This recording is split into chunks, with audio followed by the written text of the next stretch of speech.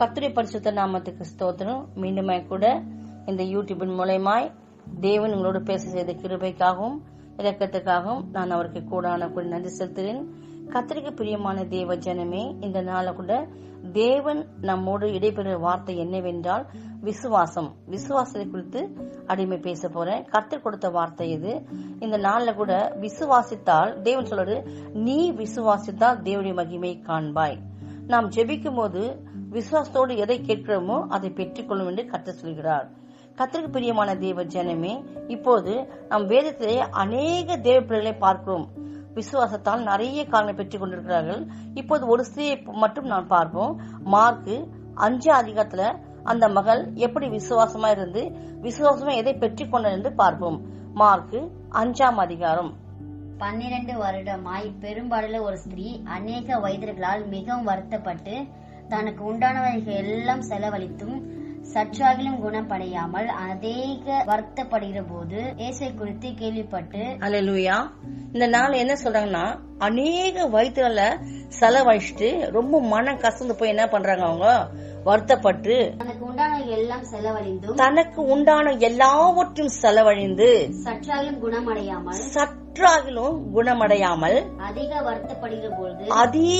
வருத்தப்படும் போது கர்த்தருக்கு பிரியமான தேவ ஜனமே, பெண்கள் அந்த டைம்ல வயிற்றுல டைம்ல அந்த 3 நாளைக்கு எவ்வளவு வேதனைப்படுவாங்க, எவ்வளவு கஷ்டப்படுவாங்க யாருக்குமே தெரியாது. ஆனா இவங்க 12 வருஷமா அந்த உதரம் போயின்னு எவ்வளவு கஷ்டப்பட்டிருப்பாங்க நீங்க யோசனை பண்ணி பாருங்க.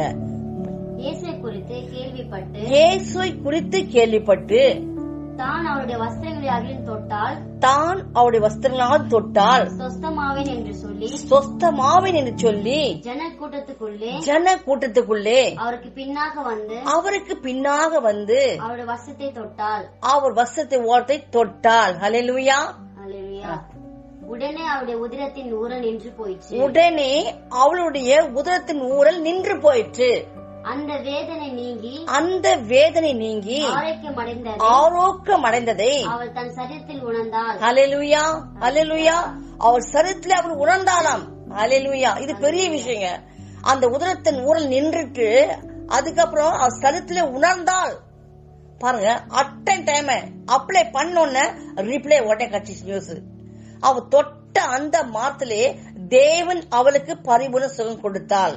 காரணம் என்னவென்றால் அவள் விசுவாசித்தாள்.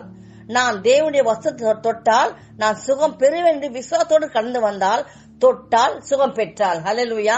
இப்ப இதுக்கு என்ன காரணம் என்றால் நாம் விசுவாசிகள் பிள்ளைகளாய் மாற வேண்டும். நாம் விசுவாசித்தால் தான் எல்லா காரியம் ஆகும். தேவனுக்கு ஜெபம் பண்ணா மட்டும் போதாது, வேத வாசம் மட்டும் போதாது, ஆனால் விசுவாசிக்கணும். நாம் ஒவ்வொரு நாளும் விசுவாசிகள் பிள்ளைகளாய் மாற வேண்டும். நம்மிடத்தில் சம்பவித்ததை அறிந்து அந்த ஸ்திரீயானவள் பயந்து நடுங்கி அவருக்கு முன்பாக வந்து. அல்லேலூயா. அவருக்கு முன்பாக, யாருக்கு முன்பாக? தேவாதி தேவன், ராஜாதி ராஜன், யூத ராஜ சிங்கம் அவருடைய பாத்துல போய் விழுந்து உண்மையெல்லாம் அவருக்கு சொன்னார். அல்லேலூயா. உண்மை எல்லாவற்றையும் அவர் சொல்றாரு. போய் சொல்றா, ஆண்டவரே எனக்கு இப்படி ஆச்சு, ஆண்டவரே அப்படி ஆச்சு, ஆண்டவரே இப்படி ஆச்சு, எனக்கு நான் இந்த நாள் உங்க நம்பிக்கையோட வந்தேன், உங்க வசத்தை தொட்டேன், நான் சுகம் பெற்றுக்கொண்டு தனக்கு நடந்த எல்லாவற்றையும் அவள் கர்த்தருடைய பாத்துல விழுந்து சொன்னாள். அவர் அவளை பார்த்து, யாரை பார்த்து? சுகம் பெற்ற அந்த 12 வருட ஸ்திரியை பார்த்து சொல்றாரு. அவர் அவளை பார்த்து, மகளே உன் விசுவாசம் உன்னை ரட்சித்தது, நீ சமாதானத்தோடு போய் உன் வேதனை நீங்கி சுகமாயிரு என்று. ஹல்லேலூயா. உன் வேதனை நீங்கி நீ சுகமாயிரு என்று கர்த்தர் சொன்னார்.